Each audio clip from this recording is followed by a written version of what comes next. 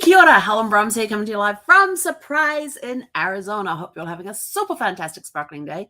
Welcome to Before the Dirt Nap podcast number 1524, Final Preparations. Oh, it's been a very steady, quiet, busy day.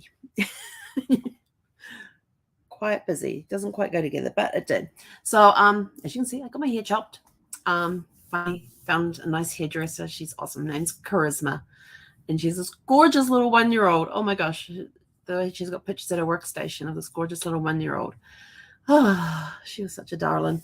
But anyway, so we got up normal time, did our walk and everything else, did my normal Tuesday thing up until 9 o'clock, and then everything changed. And what was really funny is that I had Zeffie's bag packed last night, ready to go. All the food in there, the treats and everything else. And I just had to pick one of her blankets to put in there because I always like to put a blanket in there in case she gets a little anxious or something like that. They can put the blanket down on the floor, on the couch or something for her. And as usual, when I went to bed last night, I threw a blanket over, just picked up one of her blankets and threw it over her. It was by the table this morning. So I had her bag sitting on the table with the treats to put it, the stuff to put in on top of her blanket. And when I got out there, one of her blankets was laying on the floor by the table, like almost as though she'll say, Mama, I want to take this one. So I was like, okay. So I picked it up, folded it, put it in her bag with her other bits and pieces. And then we headed off to go and drop her off. And it was so funny because the last time I had taken her, we were going to go the same route that we were going to go to the vet, but only for a very short bit. And while we're on that little short bit, she starts kicking up a performance in the back, starts whining, starts whining like, we're going to the vet. I don't want to go to the vet. Don't want to go to the vet. Don't want to go to the vet. And I was like, we're not going to the vet. We're going to go see Shiloh. And she sort of but she kept going. And then once we turned onto a different road, we took a different exit. She's like, oh. And then she starts whining again. I suddenly realized that, oh, she's probably thinking we're going to go get her a pup cup or something. I'm like, yep, no, we're not doing that. But when we got to the dog sitter's place, when I turned off into their neighborhood, because it took me, when I turned off into their neighborhood, she suddenly perks up in the back seat and she's like looking around, and it's like, I know this place, where have I been? And so it was kind of fun, and driving through the neighborhood to get to the house in there. And by the time I parked the car in front of their house and got and walked around to the back door, she's standing there on all four, like, come on, let me out, let me out, let me out. But she can't go very far because she's buckled in. And so got the leash on first, then undid the buckle and took her in. And she had so much fun reuniting with two of their three dogs, because the third one was inside at the time. And so she had so much fun reuniting with two of the three dogs. And we stood there, talked for a little bit, caught up for a little bit. And why did that go through? Oh, sorry. Notifications popping up on phones. Let's just do that. But she had and running around their backyard and everything. And she basically zoomed around their backyard. She just took off. Once she said hello to the two of the dogs, she just took off. And they took off after her, and they ended up playing chase and all of that sort of stuff. And so it was kind of fun to see her doing all of that. Sorry, I've got stuff floating around in my eyes. Gotta find me a new mascara. This one always does this. I get like this filmy stuff in my eye from mascara. It's from the mascara. It's not from that. Just weird because I only put it on the top lashes. Yeah. So dropped her off, caught up with the dog sitter and stuff, and then I left and headed over to where I pick up my mail, because right next door to the mail place is a hair salon, and they always say walk-ins, welcomes. I'm like, okay, let's go check this place out. And it was nice, and everybody in there was nice. And I said, just wondering if I can get a haircut today. And so they had a look, and they had an appointment at 1 o'clock. And I was like, great. And I looked at my watch, and it's, in about 40 minutes. She goes, actually, an hour and a half. And I was like, thinking, oh yeah, that little hand isn't near the 12 yet. It's only near the 11. It's 10:40. And so it's fine. I'll be back in an hour and a half. So I came home, had some breakfast, because I hadn't had breakfast at that point. And I didn't do laundry then, and just relaxed for a few minutes. I thought, we're going to do a little period of self-care in preparation for our road trip. So I did that. Got the haircut. Absolutely love it. It's nice and short. It's a lot lighter than it was. there was a lot of hair. I mean, she's sweeping up the hair afterwards, and I looked at what was on the floor from what she had chopped off my head, and I looked at her and I said, "That's almost." I started laughing. She goes, "What's so funny?" I said, "The amount of hair that's on the floor." She goes, "Why is that?" I said, "It's almost as much as what I had when I had the 16 inches chopped off back in April." And she's like, "Really?" I said, "Yeah." So this is my first full cut in almost 5 months, because last time it was April 10th, and it's now next week will be October 10th. But so there's almost as much hair there as there was when we did when we chopped off the 16 inches. And she just starts laughing. But she gave a really good haircut. I like it. I had a nice massage when she was shampooing and conditioning my hair, and walked out of there feeling a million times better. And of course, I look at myself in the mirror and go, "Oh, I've turned back the clock of time again." Because I find I'm probably going to admit that my mother is right about this, but she always said that when I have long hair, it makes me look old. And I do have to agree with that when I look back at some of the pictures. And when I do have the shorter hair, it definitely does make me look younger. So the color also drained me as well and made me look old as well when I had color in my hair. So came home from that and have just been pottering around here at the house. Oh, I actually went and got my mail first, then came home because my place was right next door. And came home and been pottering around and stopped for lunch and have been, I did some work. I got some work done as well because I have other businesses. So I got some work done for that. I have my list of what I have to put in the car tomorrow. I've got my shopping list. I haven't done my shopping yet. So kind of like looking at the shopping list going, yeah, I don't need that much stuff. We just need the essentials. I've got the cooler plugged in so that it's already getting down to refrigerator temperature. And then in the morning, we'll just pack it and it'll be good to go. Oh, that was the other thing I got to do.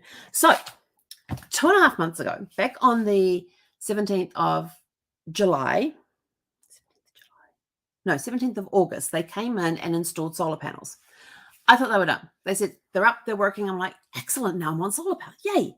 Yeah, no. And then I fast forward to the 17th of September, and I come home, and the local electrical company, they've got a truck parked outside the house, and there's a guy at the back of his truck fiddling around in that. And so I pulled him behind him into the garage. And then when I got into the garage, I went out and said, "Excuse me, can I help you?" And so he explained that he was there to switch out the meters and stuff so we could switch over to the solar power. I said, "You mean to say I'm not on the power yet?" He's like, "No." He says, "You can't do that till we get the meters on." And so I says, "Oh, okay." And so when he finished, he brought me in all the paperwork and said, "Now you can just call the company that installed and they'll come out and switch it on." I'm like, "Great, thank you." So I immediately send a text message to the property management company to say, "Hey, they've just been in here and installed the meters." And said they're ready to be that the solar power is now ready to be switched on. They're like, "Great, thank you." That was the 17th of September. Fast forward to this morning, I get a text message going, your solar panels are ready to be turned on. And I'm like, really? Here's instructions on how to do it. And I'm like, if they'd given me these instructions back on the 17th, I would have had it back on then. But I figured they were waiting for the end of the billing cycle to get it done. And so after Zeph and I went for the walk this morning, we went around the side of the house, flipped this switch, flipped that switch, turned that one on, and watched for the little blinky lights and made sure everything was in place. And 5 minutes later, the lights went solid. So we're now completely on solar power. I'm like, yes. So send a text message back to management. Solar power is now on. Thank you for the instructions. But the only reason I can think that they waited another 2 or 3 weeks was because they were waiting for the end of the billing cycle on the power. I was just like, I don't care about billing cycles. Just flip the switch as soon as it's in. So I'm now officially running on solar. But yeah, it was a really beautiful day. We went for a walk. It was 61 degrees Fahrenheit this morning when we went for a walk. And I think the high I got to 84. And I totally did not turn the AC on when I went out to go drop Zeffie off. And then when I went out again to get my hair done, the house stayed was at 77 when I left. It was at 77 when I came home, 77 when I left again, 77 when I came home again. So I was like, wow, the insulation's working well, because they put all new insulation in as well. But for my road trip, I just got written down here: laptop and charger, phone and charger, iPad and charger. It's like, really? Oh, that reminds me. Kindle and charger. So anything electronic I'm taking, I'm having to put and charger because I can't take one. Each of those items, the laptop, the iPad, the phone, and the Kindle, it's 4 devices, each have different connections on them and require different charging cables. It's like, really? You can't win with these, with all this stuff. So yes, I've got everything together. I was doing some research for my second book topic. I did some research on that today and suddenly came up with an idea this morning. So I started mind mapping again. Did some mind mapping again today on an idea that I came up with for a book topic. And now I've got to do the research on that to see if I have to do a proof of concept on the book topic. And I have to come up with 3 book topics. So I'm sort of like, struggled to get one because I actually have got 3 topics, but 2 of them are not viable because I can't prove that I can't do a proof of concept on them because one of them I found one book on the topic on the whole of Amazon. And I tried all sorts of different search keywords and everything else to try and find one on this topic. And I found one book, which I already have on my bookcase. I'm like, yeah, that ain't going to fly. And I actually went and pulled it off the bookcase to make sure it was the right one, and it was. And then I came up with another topic and did a proof of concept on that and found 2 books on that one, both of which are sitting on my bookcase. Oh. So now I've come up with a 3rd topic, and I have to do 3 topics and do proof of concept with them. So yeah, we're good to go. But now I am going to head out and go do my road trip shopping. Yeah, because I've got most of the stuffs here. It's just the little essential stuffs that I don't have here. So we'll go and get that, and it means I can have snacks and meal and a lunch on the road, and I don't have to go buy anything when I'm on the road or go through any drive-throughs or anything like that. So keeping the energy levels up after our little chat with Nicole last week about last month about protein shakes and the week before about foods for energy and that sort of stuff. So I'm going to go do some shopping now. Should be back in about 40 minutes. And my washing just finished before I came on. I've got 1 load to put into the dryer, and that will dry while I'm out. And the load that's in the dryer, I'll go and fold and put it away before I go shopping. So, final preparations. We're getting down to the wire. Now, my question for you is, are you a last-minute packer where you leave everything literally to the last minute? You're up till midnight or beyond, getting everything packed. Or are you somebody who packs early and preps early? My stuff is prepped, ready to go. It's just I have to put it all into the bags. Like I've got my office bag, my backpack over there for my laptop and my work stuff. I got my work stuff sitting. Oops, hang on. This is going to look huge. I got my work stuff sitting right here, along with my iPad and I've got to get the chargers for those. So it's just making sure I have everything written down that I need to take. I think that's everything. Yeah. So apart from packing clothes and toiletries, everything else is, that's the last thing I have to do. So I'll be in bed by probably 9:30 tonight. And as soon as I wake up in the morning, I'll be shower, get dressed and go. I'm going to get the car packed up tonight with everything in there. Actually, I might do that in the morning because there's not a lot to put in there. I've just got to put the cooler in the back. I've got a small carry-on size suitcase that I'm taking with me, my backpack, my pillows, and then just and that's basically it. That's it. So yeah, maybe I'll pack the car up tonight, then I don't have to worry about it in the morning. Just fill up my water bottle and go. But who knows? So when it comes to doing final prep trip, are you a last minute packer that just opens a suitcase and just throws stuff in there? And if we don't have it, then it doesn't matter. We're not going to need it. I do have to take Zeffie's stuff out of the car. Her back seat cover thingy. You must do that.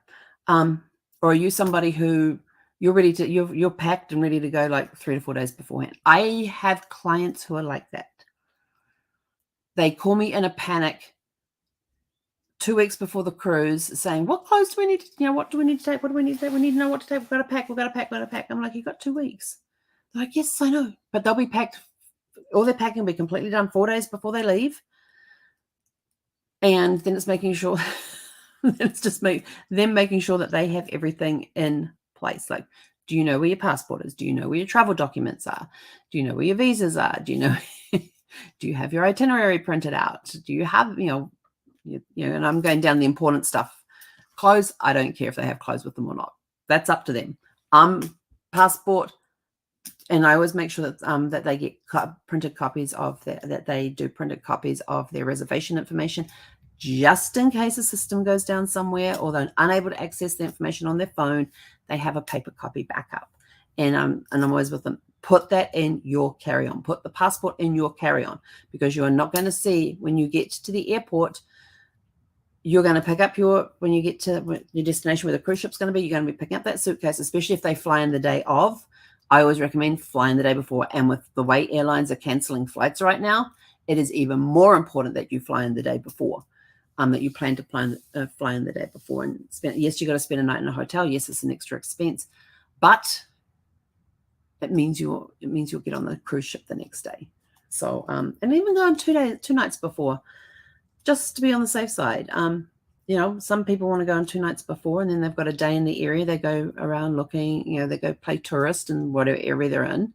Or, if they're like going out of Port Canaveral, they'll fly into Orlando because it's the closest airport. And they'll spend a couple of nights in Orlando, and they'll do something like go to Disneyland for the day, or Disney World, one of the amusement parks there for the day. And then they'll get transportation the next day to take them to the ship from Orlando. And just so you know, it's about an hour drive from Orlando to Port Canaveral. So it's not just close by. You got to allow time. So yeah, I've got people that will get ready days in advance, and then they get, oh, did I get this? Did I get that? Where did I put this? Where did I put that? And so I'm almost like, look, put it in one area. And I used to have pouches that I would send to my clients with the documents in, and I don't have any pouches anymore. So I'm going to come up with something different, come up with something for that. But they'll have pouches with all their documentation written in. I say, put your passport in here. It's got a pocket for the passports. Put the passports in here. Put that in your carry-on. Do not bag it. And they're like, what if we just put it in a suitcase? No. What happens if your suitcase gets lost? Then you don't have your passport with you. You can't get on the ship. So always carry your passport in your carry-on luggage, along with all of your reservation information and everything else. So if anything happens, you at least have a paper backup on anything. You've got your passport with you. You're not having to worry about your suitcase being lost because it has your travel documents in it, that sort of stuff. And I'm going to test it out. I'm going to get, there's a little device that you can get that you can put like in your suitcase or something, and you can track it. So you can track your suitcase. I've heard about these devices, and I thought, that kind of sounds interesting. At least I'll know where my suitcase is. So if anyone says it's lost, I go, yep, no, it's not. Here it is. It's right there. Find that spot physically, and it's right there. That's got to make it so, they track it with the codes on the luggage tags, but this one is actually electronically. You can physically see where you're. Yeah. So I'm going to see if I can find those things, air tags. I think the air tags. I don't remember what they're called, but I'm going to find them at some point and use them maybe on my next trip, but we'll see. Anyway, I'm rambling long enough. I've got to go do some shopping and then just come back and have a nice quiet evening. Yes, I still have to pack clothes and stuff, but that doesn't take long. It really doesn't. I know how many nights I'm going to be gone. I know to take spare, I'm dealing with boys, an 8-year-old, a 5-year-old, and a 2.5-year-old. So I know there's probably going to be cases they're going to need extra clothes, but I also have access to a washing machine while I'm there as well. So if I don't take enough, I can take it and just do a laundry, do a wash. It's not a problem. Anyway, that's it. I'm out of here. Go out, have a super fantastic sparkling evening. And look, are you a list maker for what you have to take and then you pack in advance? A list maker and you pack at the last minute? Or are you just somebody who's just sort of like, yeah, we're not making no list. We just throw stuff in the suitcase and whatever we take with us, we take. What sort of packer are you? Anyway, I'll leave that with you. Have a super fantastic sparkling evening, and we'll catch you guys back here tomorrow evening at 6 p.m. Pacific, I hope. Actually, tomorrow evening is up in the air because it'll be based on whatever the evening routine is with the boys. with the grandkids. So I might be able to sneak away at 6 o'clock, but we'll let you know as soon as I can. But there will be a broadcast tomorrow. Okay? You'll hear all about my fun road trip. Okay, go have a super fantastic sparkling evening. Hei konera.